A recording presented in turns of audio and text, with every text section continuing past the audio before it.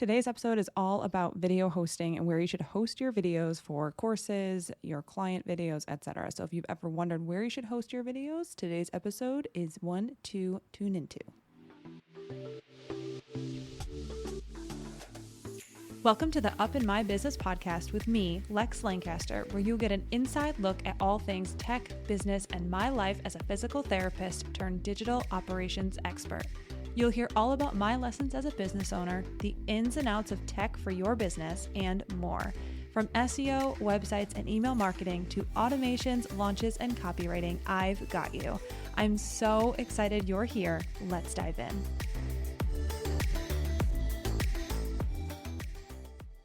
As you all know, Jane is the sponsor for the Up in My Business podcast. Jane is an all-in-one practice management software with helpful features like online booking, admin scheduling, integrated payments, and charting. But there's more to Jane than you may think, and it's also the best. And if you've been on my podcast or listening to my podcast, you know how much I love Jane. The team at Jane cares a lot about the problems that you face as a practitioner, and one of those problems is the prevalence of no-shows and late cancellations in your practice. So they've made it super easy for you with a few simple tools that are built right into Jane. That includes the ability to implement an online booking payment policy, send out unlimited text and email reminders. There's a bajillion options for those. They're the best. And enabling waitlist management features to fill those last minute gaps that weren't preventable. It literally sends automated text to your people on the waitlist. It's the best. So come see Jane in action at jane.app. And if you know that you're ready to sign up for Jane or want to give Jane a shot, you can use my code LEX1MO for a 1-month grace period on your new Jane account. Hello, and welcome back to another episode of Up in My Business. Super excited to chat all things video hosting today. I feel like it's a question that always comes up on coaching calls, and it comes up a lot when we're chatting about courses. So those who want to host courses, those who have videos for their clients, those who are just sharing videos with folks who, might ask for a tutorial on something. We're going to go through all of that in this episode so that you can choose the video hosting platform that is for you. So without further ado, let's jump in. But first, as you know, we always go through a little bit of, business and life updates. Life updates, nothing too crazy here. I want to just mention the same things for the business updates that talked about last week. So I have 4 things for you.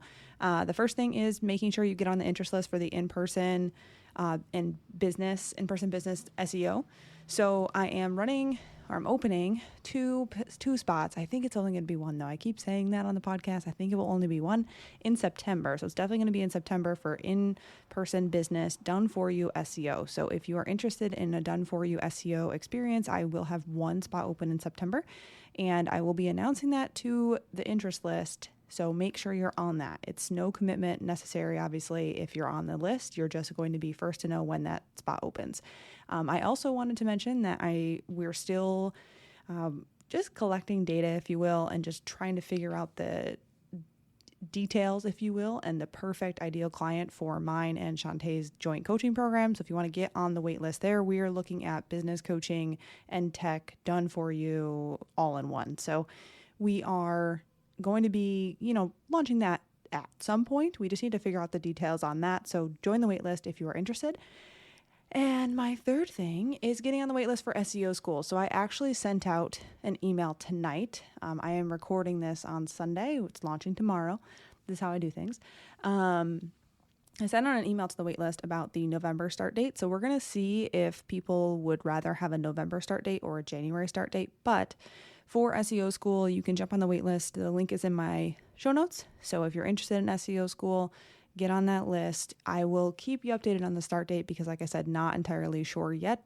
Going to survey the people and see what people want. It's more important to me that I start this at a time that's convenient for most folks. So we're going to see what people say. And if people want November, we'll start in November. If they are looking at January, then we'll wait till the end of January because, as we all know, if we're starting in January, it's not going to be the beginning. It just doesn't make sense with the holidays. So we would start end of January and then go through with live calls until July.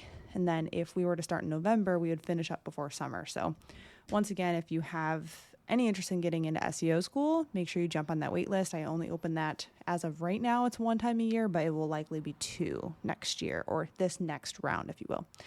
My last thing, and this is a huge request, if you listen to the podcast and you enjoy the podcast, I would love if you left a review, gave it some stars. You can do that on Apple, Spotify, Google, all the things. So if you are enjoying the podcast, I'd love to have a review from you. It just makes my day to read those. So I thank everyone who has already written one. Super, super grateful for that. So if you want to leave a review for the podcast, I truly appreciate it. And I feel like that's all I got for you. Been super sore today. Played volleyball a lot this week, lifted a lot, and I'm just sore.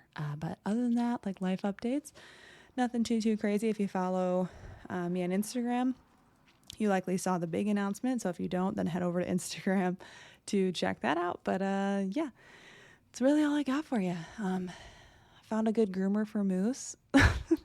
Got a mobile groomer. So the cool thing about living outside of LA is that I have access to so many cool things that I didn't have access to before. And one of those things is a mobile groomer. So taking time off of work, driving to the groomer, dropping Moose off for an hour to 2 hour to 3 hour appointment, had no idea when it would be done, was super inconvenient to say the least. It's kind of like going to get my hair done. I hate getting my hair done. I love what my hair looks like once I get it done, but spending 5 or 6 hours at the hair salon was always never a thing that I'm like, yay, I'm so excited to do this today. Same thing about dropping Moose off to the groomer. So it was just so unpredictable with the timeline. It's hard to time out, and you can't like run errands because if she's done, then she's waiting in a cage. Anyway, so super excited to have a mobile groomer, and that will be coming up in a week and a half. So excited for that. Hoping we can get her to the ocean to go swimming before, because we all know that a bath would be nice after that. And timing the groom accordingly would make sense. So going to have that happen. You'll probably see photos of her all over the place when she's groomed. But anyway, not that you don't see enough already, but I think that's all I got for you. I keep saying that, but that's all we got. So let's jump into video hosting. I put up a question box and someone actually asked me, I am hosting videos of patients and HEPs for patients on X platform.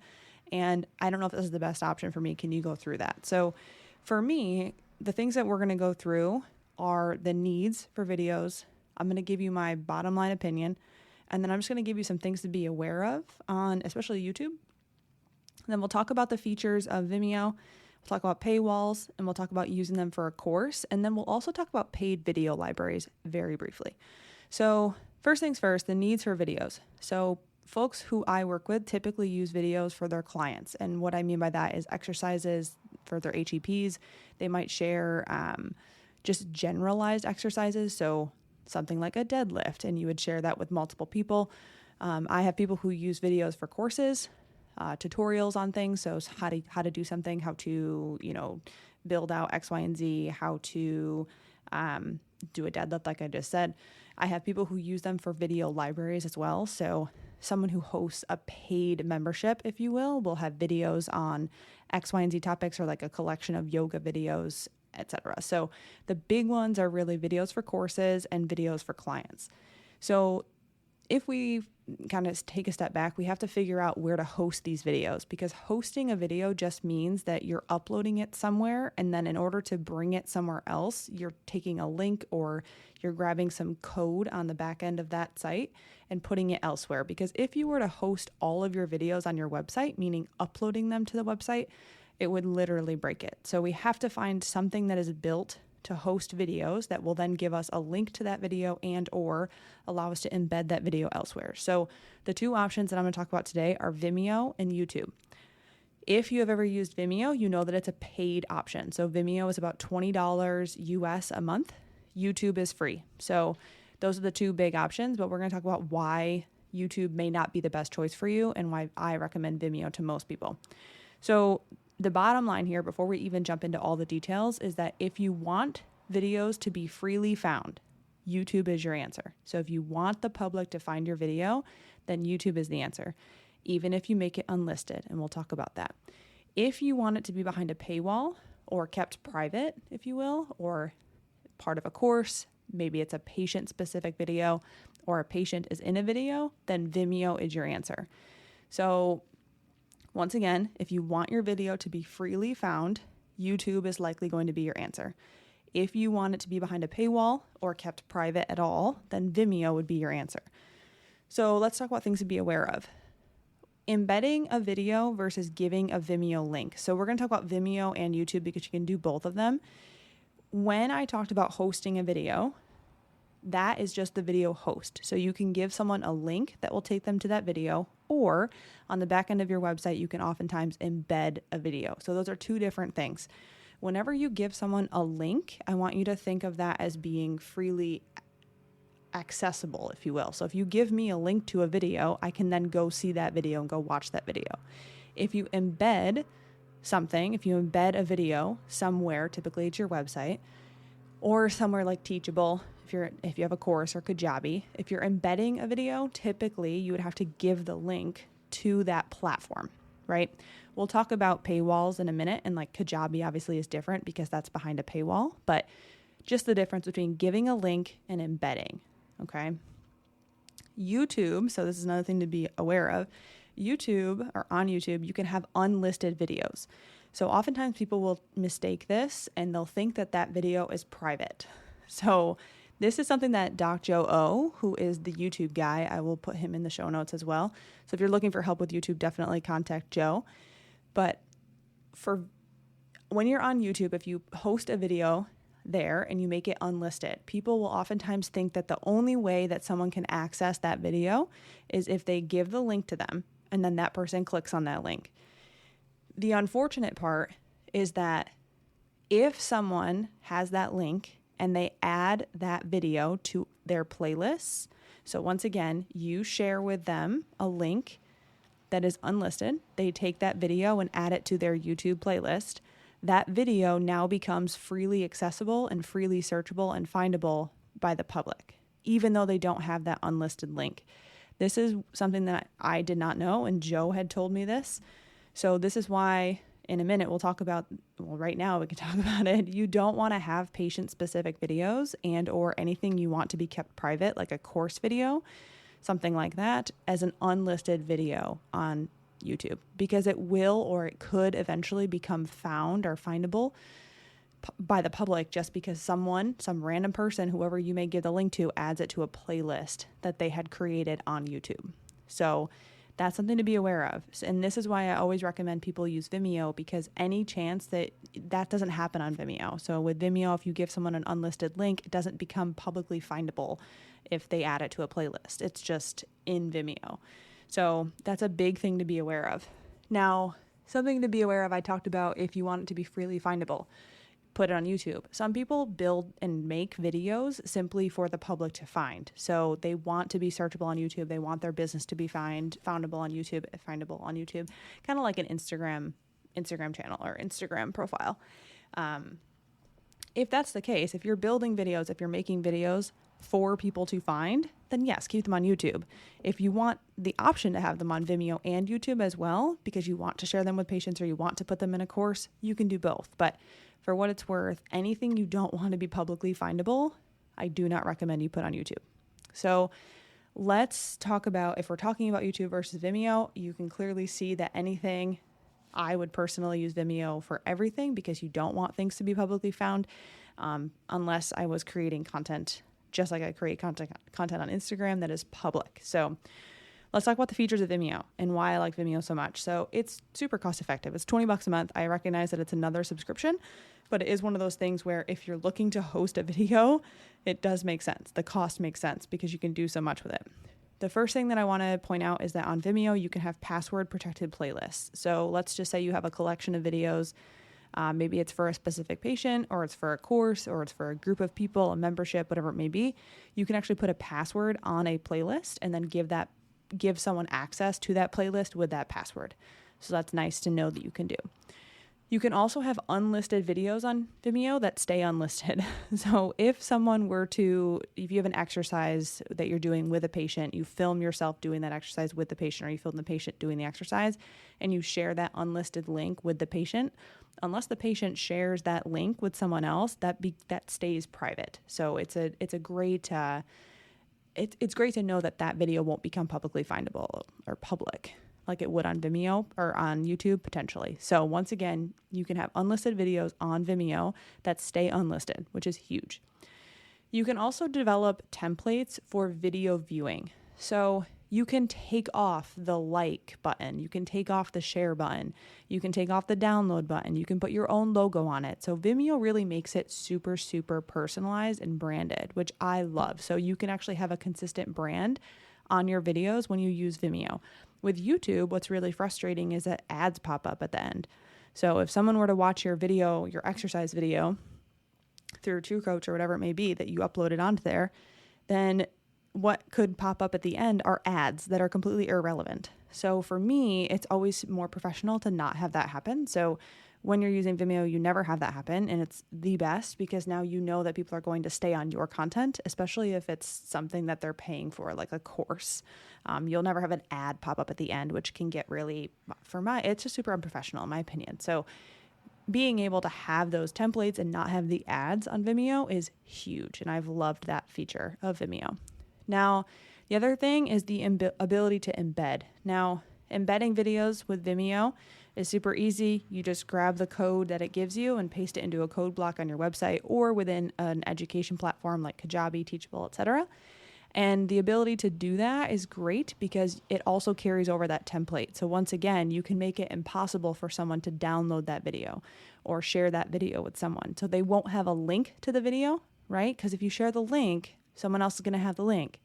But when you embed something, the only link that person has is the link to the web page that you embedded on. So does it fully protect you from people sharing the links and the web pages? No, absolutely not. But it is one more thing that can help that situation. So you can embed videos with branding and all the things. The other thing is that Vimeo allows you to have paid libraries, and we're going to talk about that at the end, but it's called Vimeo OTT. So we'll talk more about the paid library feature at the very end because it's something that I want to just briefly mention, not go too deep into. So the other thing that we have to talk about is paywalls. So when we're talking about a paywall, we're talking about someone buying access to a cart or someone buying access to a course or buying access to an exercise library or whatever it may be. So you have to understand that people can't buy something on Vimeo unless it's Vimeo OTT. So people with paid libraries, just tune this out.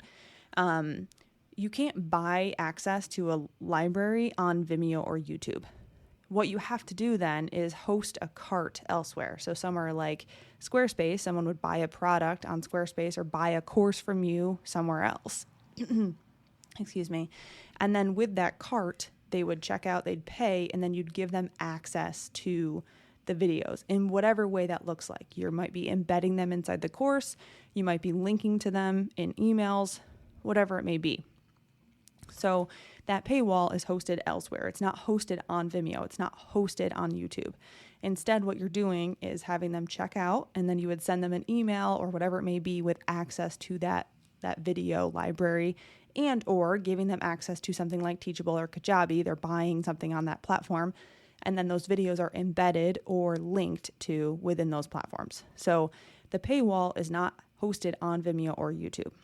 Now, when we talk about that Vimeo password protected showcase, and I have something that I host that is like this, someone will buy my Canva workshop on my website. So you can go check that out. It's hosted right on my website. They buy it through Squarespace. And then in the follow-up email for that purchase, the post-purchase email, they get a link to a password protected video on Vimeo. So that's how I host that specific tutorial course, if you will. So that is how that paywall / cart would operate for something that you're trying to have people pay for.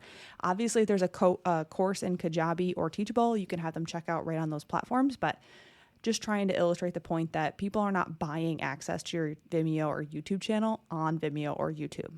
Now, once again, OTT, please hang tight. I'm going to talk about that in a second.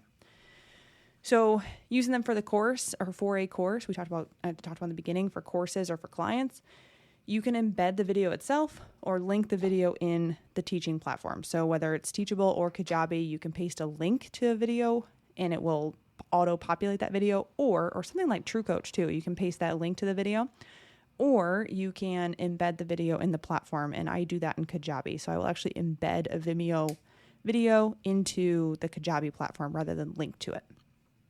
Now, in Squarespace, particularly, I want to mention that you can embed a video or you can put a link into Squarespace and it will auto-populate the video so it looks like it's embedded.